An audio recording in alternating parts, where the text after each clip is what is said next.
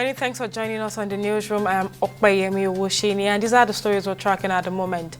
7 months after it began negotiations that ended with 70,000 naira as the new minimum wage, the Nigerian government on Thursday began payment of the new salary and its consequential adjustment to public servants across all levels of the federal civil service. This means that over 1.2 million civil servants on the payroll of the Nigerian government will be paid the newly approved minimum wage in September 2024. A warrant for this month's salary signed by the Accountant General of the Federation, Oluwatoyin Madeyin, and addressed to the Budget Office of the Federation, directed the commencement of the new payment. And as part of the programs lined up to formally herald the 2024/25 legal year of the Supreme Court, the Chief Justice of Nigeria, Justice Kudirat Kekere-Ekun, will swear in 87 new senior advocates of Nigeria on September 30th at the main courtroom of the court.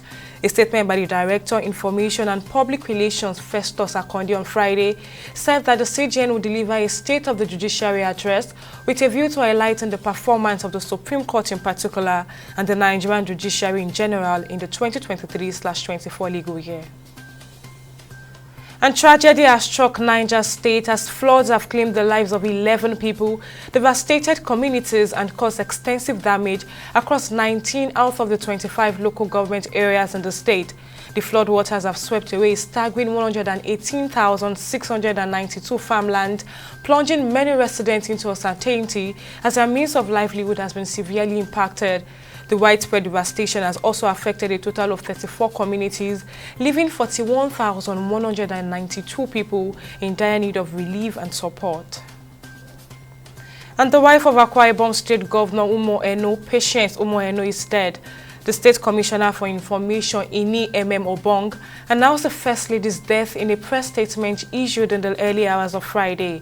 According to the Commissioner, the First Lady died at a hospital on September 26, 2024, surrounded by family members. And on business, oil companies' indebtedness to the Nigerian government in terms of royalties and taxes have risen to $6.175 billion, according to an audit of the petroleum industry by the Nigerian Extractive Industry Transparency Initiative. The oil and gas industry report presented on Friday in Abuja revealed a breakdown of $6.071 billion and 66.4 billion naira in unpaid royalties and gas flare penalties owed to the Nigerian Upstream Regulatory Commission as of August 31st, 2024. And on the foreign scene, Japan is urging its citizens to leave Lebanon and has decided to prepare military flights for their possible evacuation, the government announced on Friday. Now, this is coming after Israeli bombings has killed hundreds of people this week in Lebanon, particularly in Hezbollah's stronghold, while the militant group has retaliated with rocket barrages. And on sports, Augustine Iguavon will continue in his role as the interim coach of the Super Eagles, the Nigerian Football Federation has announced.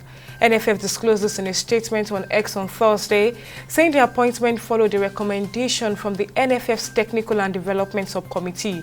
The 58-year-old in temporary charge of the squad, he has led 3 times previously, steered the 3 times African champions to a 3-0 defeat of Benin Republic, and scoreless goals with Rwanda in match days 1 and 2 earlier this month.